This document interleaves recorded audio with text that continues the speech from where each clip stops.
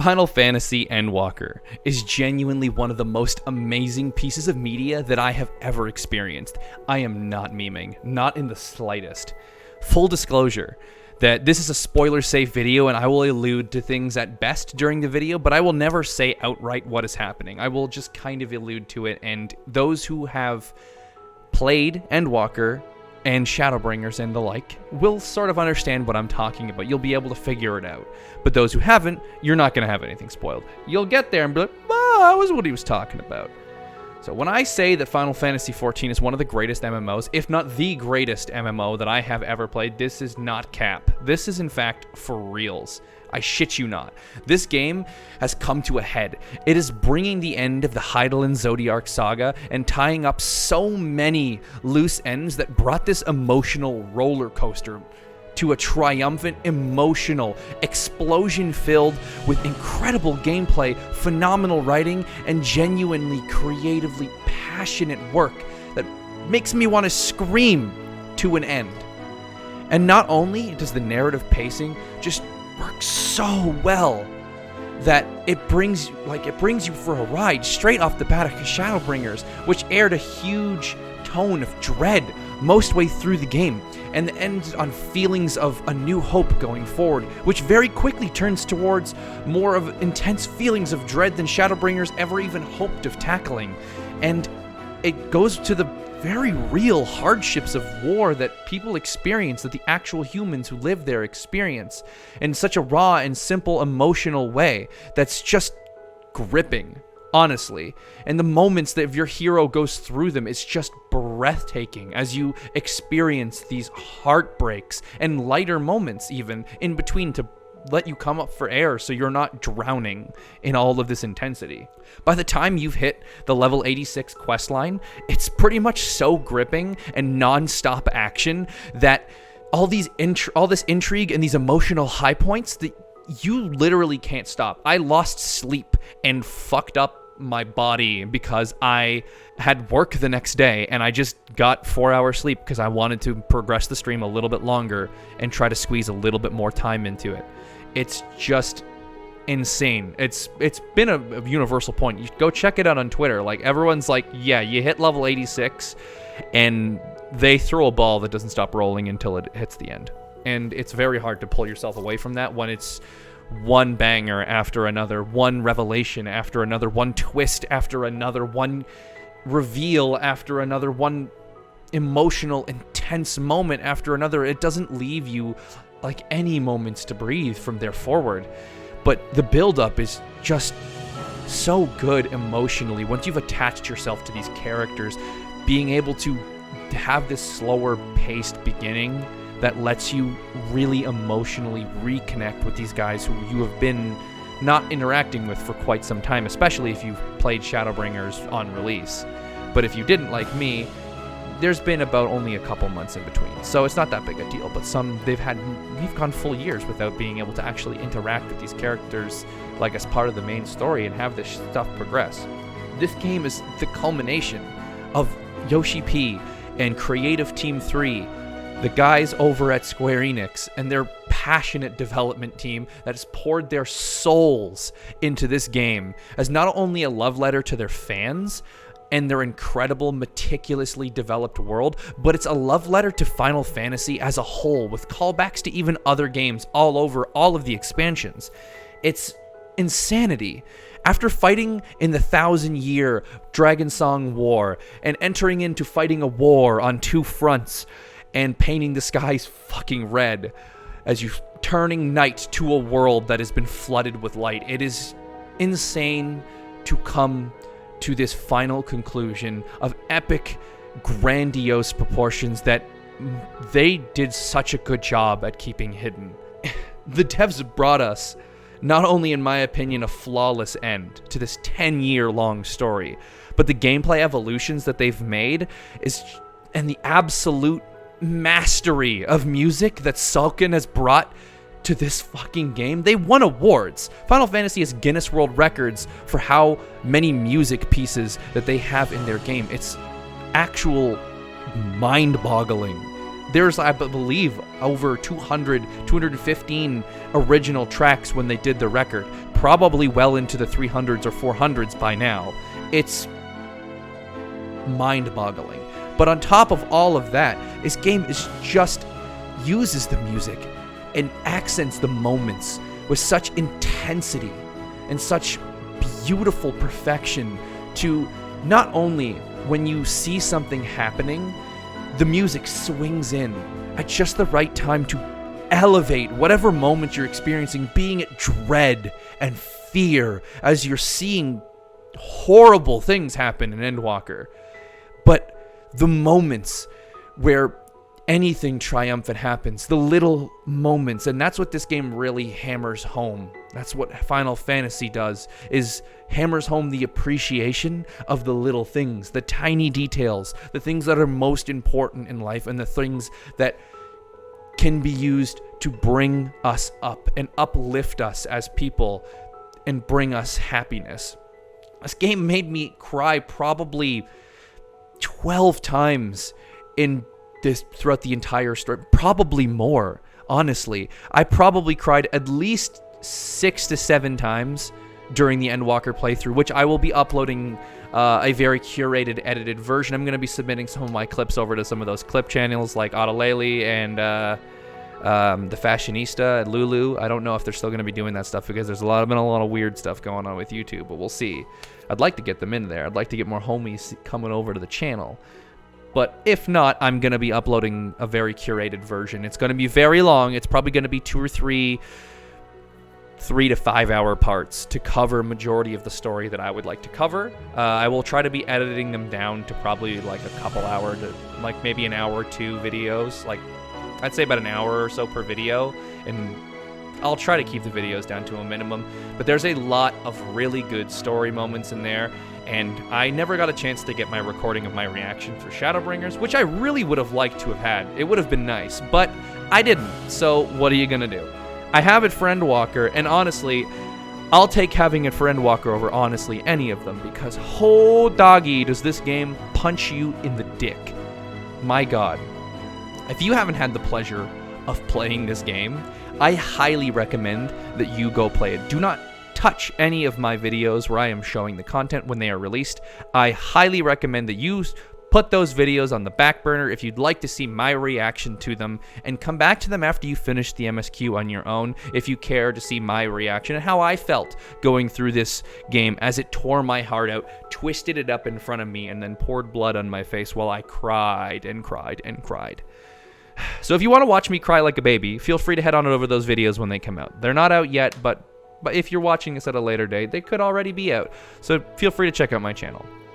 Speaking of the music, though, I do really want to touch on how Masayoshi Soken has been given full creative control since Shadowbringers. He was given the full role of, I believe, sound director, which now he has been, and full, instead of just being the composer before.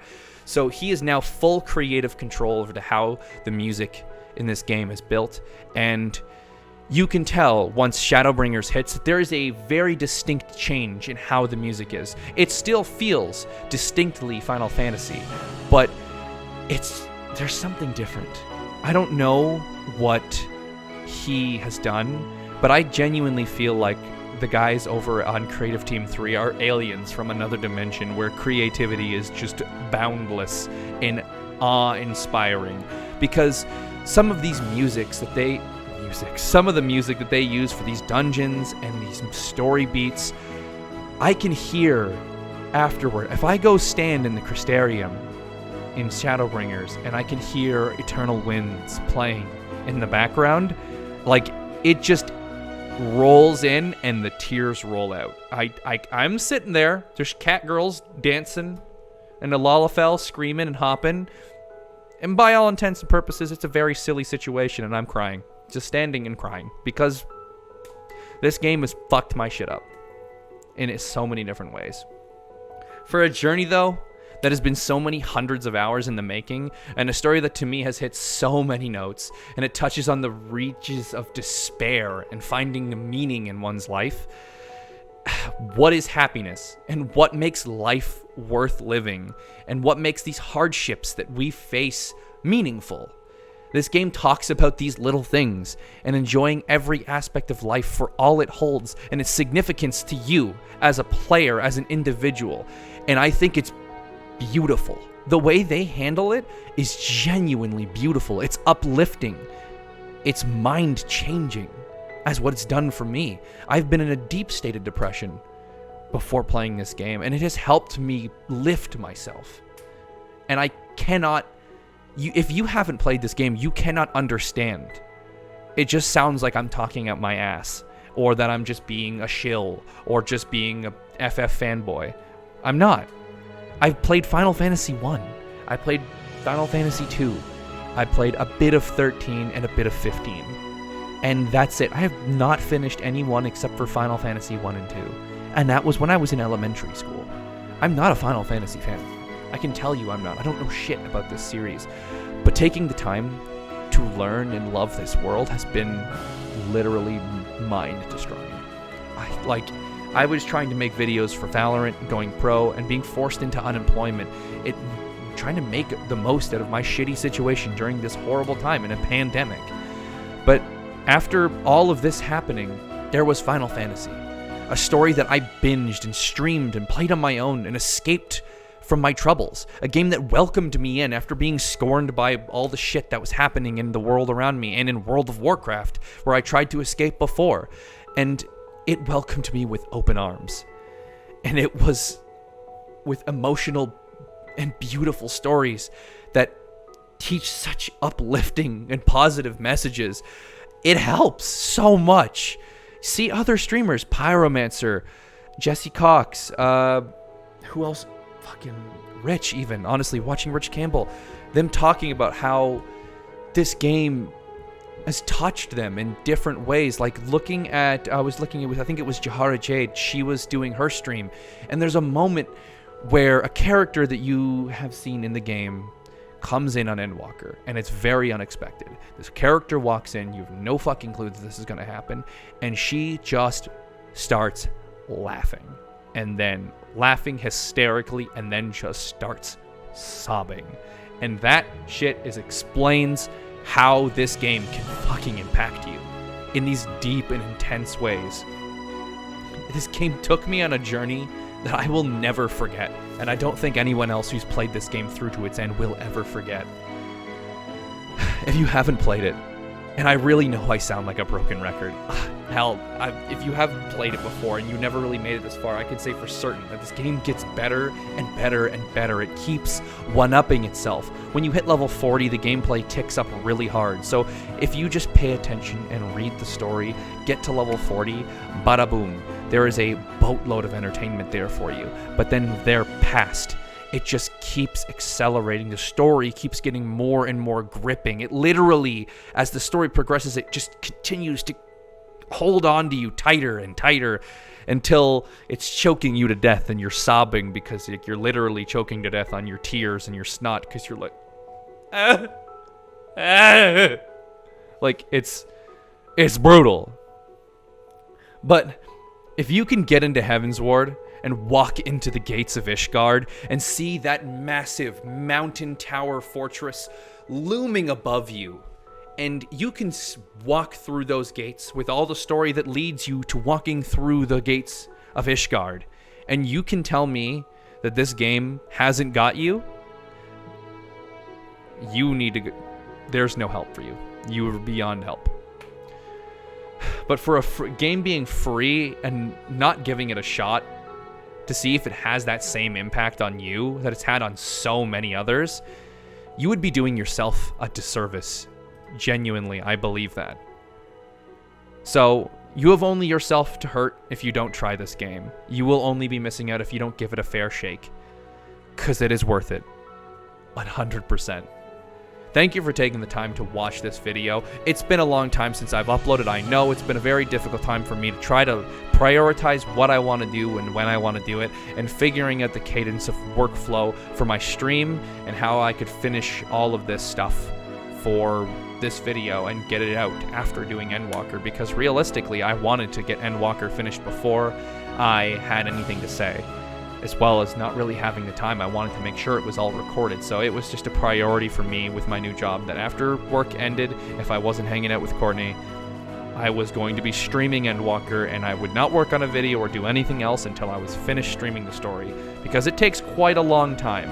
It is quite a few hours. I'd say probably a 30 to 40 hours of story content if you take your time and enjoy it. If you power through it, I'd say you can get all the story content done in probably, I'd say, 15 to 20 hours. If you skip everything, people got it done in 5 hours if you skip all the cutscenes. But if you're doing that, you're a fucking animal. Either way, thank you for dropping in. Head on over to the Discord down in the description below. Join the community. Come hang out. Come talk to me about Endwalker if you're already a Final Fantasy fan. If you're not a Final Fantasy fan, come tell me.